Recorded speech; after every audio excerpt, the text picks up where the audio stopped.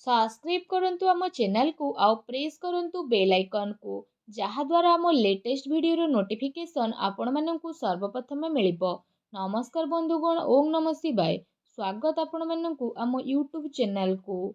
आपण मानकु एठी आमे कहि रखुछु आगामी 1 तारिखरु 10 तारिख विषय रे जेउ जिनिसरे आपणको बहुत अधिक चाह थिला एमिति खुशी खबर एबे आपणको मिलिबाकू जाउछि, किंतु आपण निहाती भाबरे शुणन्तु ग्रह गोचर स्थिति संपूर्ण भाबरे आपणको साथ रे रहिबो।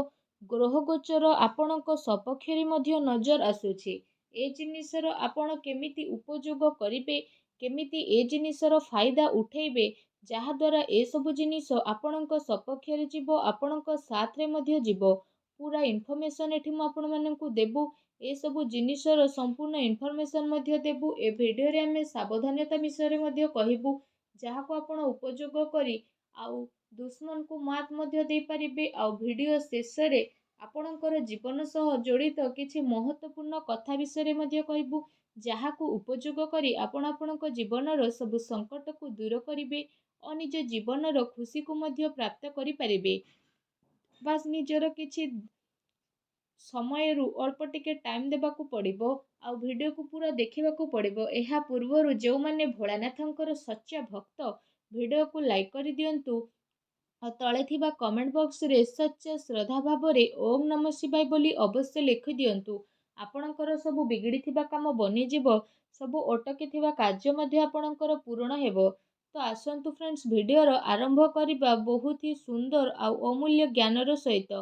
फ्रेंड्स, जेबे अंधार आसी थाए, तूफान आसी थाए, तो जो गछ दंभार सह थाए ताहा गली पड़ी थाए, किंतु जेबे छोट घासटी थाए से सबुबेले निजको नई देई थाए आउ से बंची मध्य जाई थाए।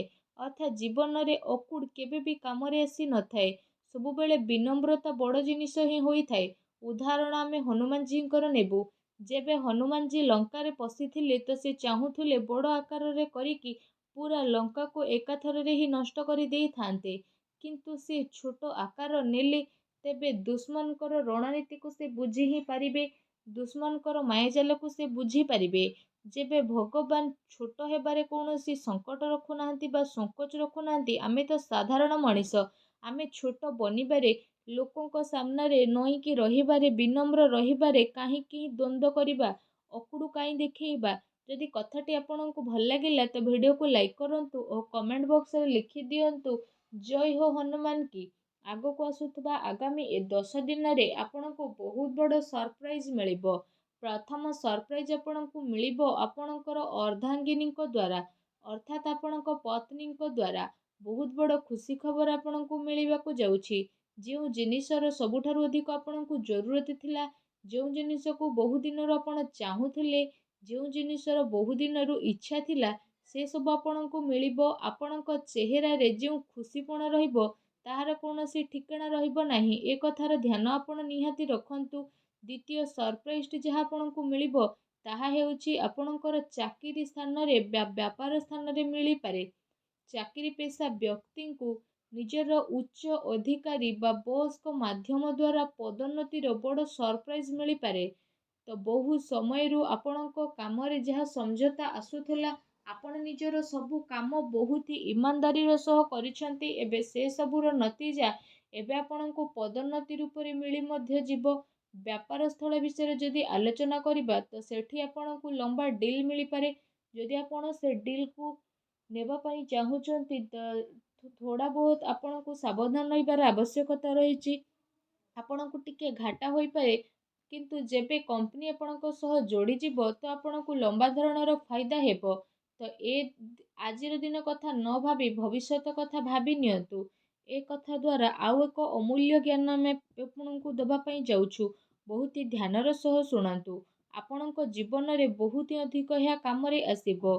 चालुथुबा पादरे केते फरक आसी थाए, गोटे आगरे तो गोटे पछरे रही थाए, किंतु ना आगो को अभिमान होई थाए ना पछवाला को अपमान होई थाए। काहींकि ना ताकू जणा अछि कि किछि समय पर स्थिति बदली जीवो। आउ एहा आम जीवनर मध्य नियम अटे कि केबे हमकु दुख आसी थाए तो केबे सुख मध्य आसी थाए। ଜୀବନରେ ଦୁଇଟି ଜିନିଷ ଚାଲିକି ହିଁ ରହିଥାଏ ଆଉ ବଦଳି ମଧ୍ୟ ଥାଏ। ମଣିଷକୁ ଚାହିଁଥାଏ ସୁଖ ଦିନରେ ଘମଣ୍ଡାଦୁ କରନ୍ତୁ ନାହିଁ ଆଉ ଦୁଃଖ ଦିନରେ ଆପଣ ଧୈର୍ଯ୍ୟ ଧାରଣ କରନ୍ତୁ। ଜୀବନର ସାଇକେଲ ଚଲେଇବା ପରି ଅଟେ।